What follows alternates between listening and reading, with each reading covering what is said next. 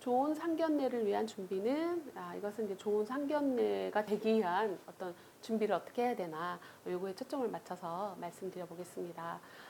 상견례는 참 사실은 이제 양가 어쩌면 첫 대면의 자리, 공식적인 양가 그 부모님뿐만 아니라 뭐 형제 자매들도 올 수 있는 그 첫 대면의 자리이니까 기쁘면서도 사실 조심스러운 자리죠.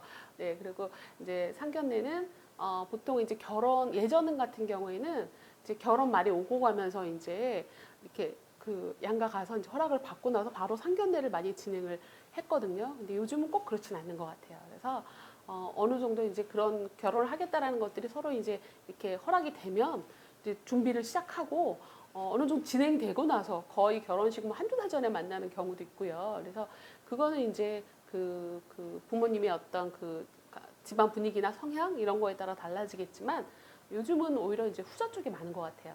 그래서 결혼 준비를 어느 정도 해가면서 중간이나 끄트머리에 이렇게 만나게 되는 그런 분들이 더 많은 것 같더라고요.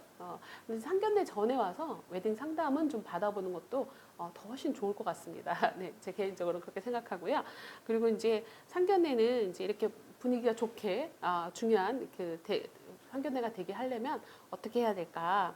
그래서 보통 이제 그 부모님들이 자기 자녀에 대한 콩깍지가 다 씌워져 있습니다. 그래서 내 그 자녀가 아무리 뭐 이렇게 예를 들어서 못생기거나 무능할지라도 세상에서 만약에 예를 들어서 별로 점수를 줄 수 없는 사람일지라도 그 부모 눈에는 그 자식이 최고입니다.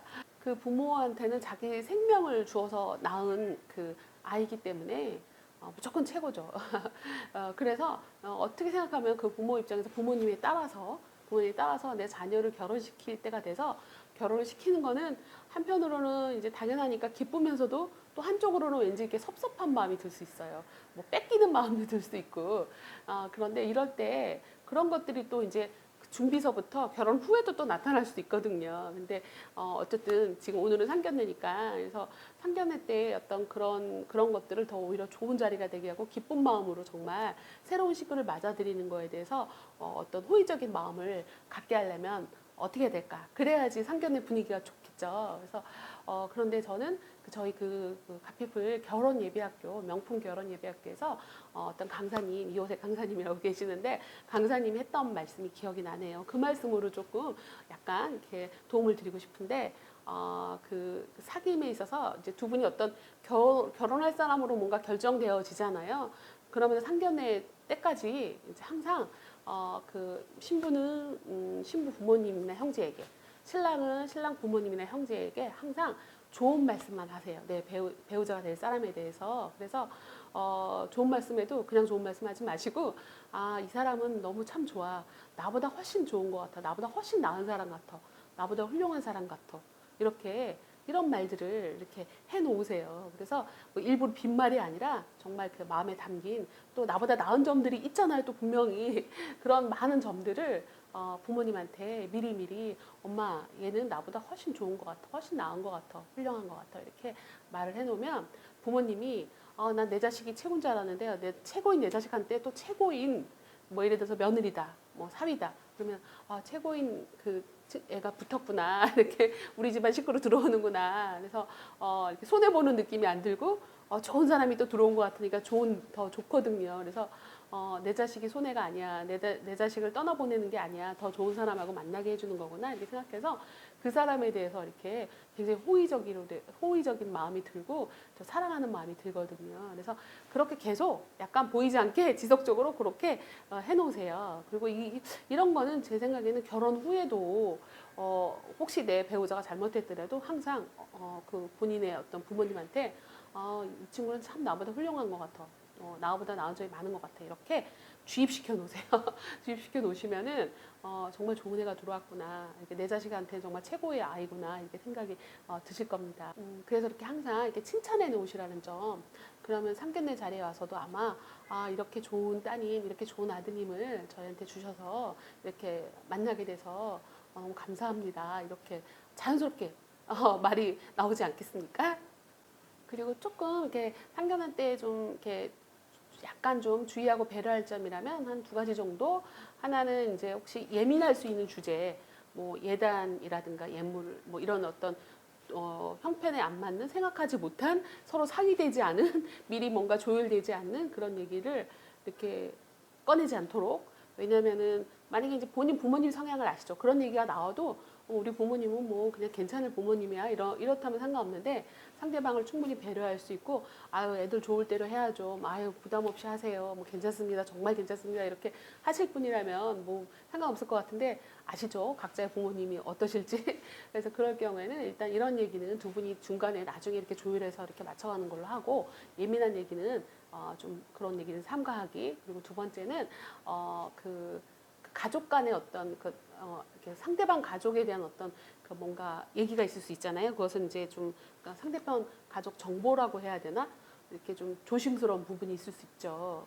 그래서 그 가족만이 어떤 갖고 있는 어떤 뭐 상처나 뭐 아픔이 있을 수 있고 뭐 이렇게 속사정이 있잖아요. 그런 것들은 미리 이제 기tim을 해서 실수하지 않도록 실수하지 않도록 그렇게 해주시는 거가 두 분의 어떤 센스 있는 행동일 것 같아요.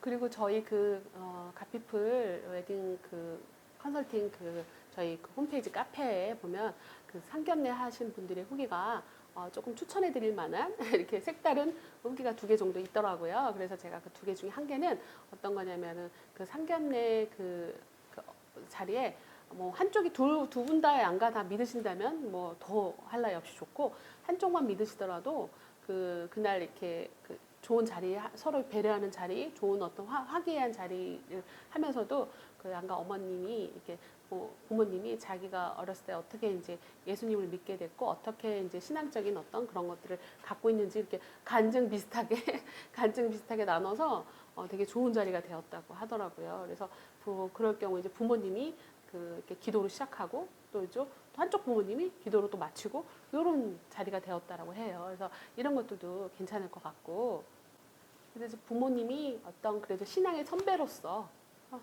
어떤 조언과 덕담과 축복을 해주는 그런 자리가 되었던 거죠.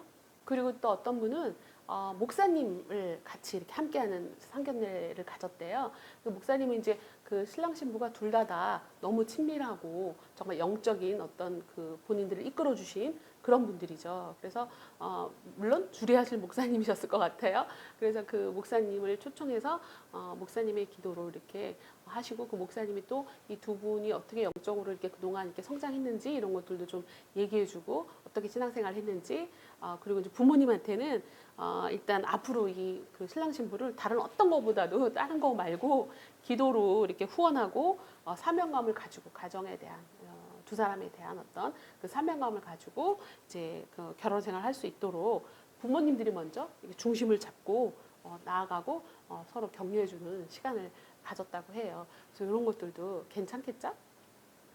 이제부터는 이제 우리가 상견례 장소를 정할 때 어떤 기준으로 좀 정하면 좋을까 이것에 대해서 말씀드려 볼게요.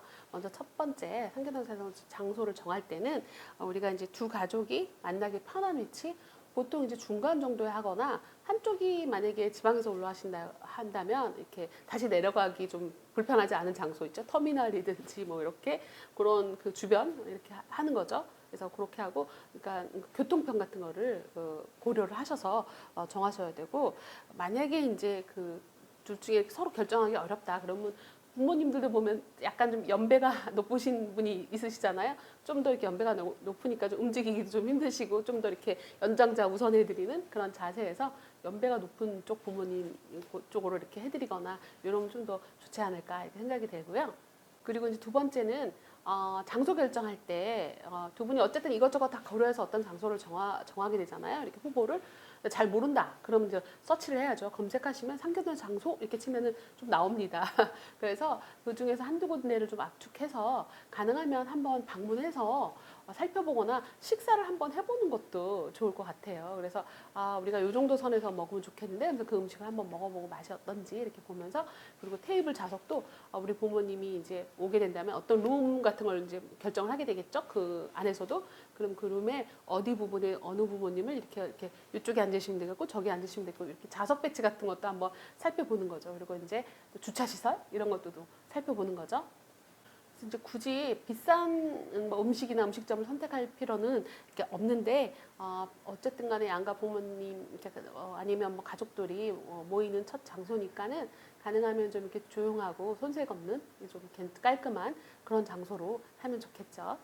그리고 세 번째, 이제 상견례 당일이 됐다고 쳐요. 근데 상견례 당일날은 신랑은 조금 일찍 와야 됩니다. 그래도 한 2, 30분 좀 일찍 와서 미리 기다리는 자세가 필요합니다. 그리고 이제 옷차림새 이런 거도 뭐 말씀 안 드려도 알겠지만 예의 바르고 좀 깔끔하고 너무 튀거나 너무 화려한 이런 거보다는 부모님한테 이렇게 인사하는 자리니까 이제 그런 차림으로 하시면 좋을 것 같고요. 그리고 이제 그 장소에 따라 다르겠지만 이왕이면 의자가 한두 개 정도 조금 여유가 있으면 좋습니다. 왜냐면 그 의자에다 뭐 짐 같은 걸 놓을 수 있잖아요. 가방이든지 뭐 소지품이든지 이렇게 놓을 수가 있으니까 의자를 한두 개 정도 더 여유 있게 이렇게 세팅해 놓으시면 좋을 것 같습니다. 그리고 넷째, 우리가 상견례가 진행되는 동안에 어쨌든 두 분은 서로 다 잘 보이려고 노력을 하셔야 돼요. 조금 오버하더라도. 그래서 뭐 오버 정도까지는 아니지만 어쨌든 드실 때 어떠세요? 맛이 괜찮으세요? 이렇게 저희가 이래서 골랐는데 아니면 더 필요한 거 있으실까요? 제가 더 시켜드릴게요. 이렇게 한다거나 그리고 뭐 중간에라도 이렇게 어른들이 이제 화장실 가려고 찾으려고 일어나시면은 같이 조금 이렇게 일어나는 척 이렇게 따라 일어나서 이렇게 좀 그 룸 문 쪽 정도까지는 가셔서 이렇게 저쪽으로 가시면 됩니다. 아니면 조금 더 이렇게 가서 같이 동행해 드리는 거죠. 이렇게 해드리면 좋을 것 같아요. 그래서 얘가 좀 오늘 좀 과잉 친절한데 이렇게 하더라도 과잉 친절해도 되는 날입니다. 그래서 다 압니다. 알아도 좋습니다. 그래서 그렇게 조금 오버하더라도 좀 친절하게 해주시면 좋을 것 같습니다. 그리고 되도록이면 내 부모보다는 상대방 부모를 더 많이 챙겨주세요. 서로 이렇게 더 잘 보이려고 이렇게 애교를 떠시고 더 하시면 좋을 것 같아요. 내 부모님은 절대 섭섭해하지 않습니다. 그래서 그렇게 서로의 부모를 이렇게 더 챙겨주시면 좋을 것 같고요.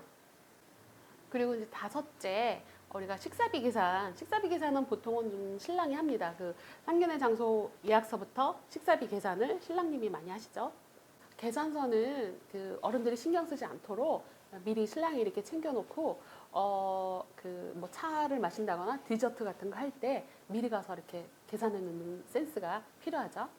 그리고 여섯째, 이것은 뭐 꼭 해야 된다 이런 건 아닌데 간단한 뭐 과자라든가 뭐 한가라든가 뭐 이렇게 그런 것들 있죠. 그런 것들을 좀 이렇게 빈손으로 가시지 않고 뭐 하나 이렇게 들고 가시고 선물로 받아서 가시면 좋을 것 같아서 이거 맛있게 드시라고 이렇게 준비했어요. 뭐 가시는 길에 아니면 댁에서 이렇게 드세요. 이렇게 마음으로 만들었습니다. 이렇게 다 뭐 이렇게 준비했습니다. 이렇게 해서 뭐 간단한 선물 같은 거 주셔도 괜찮을 것 같고 안 드려도 괜찮습니다.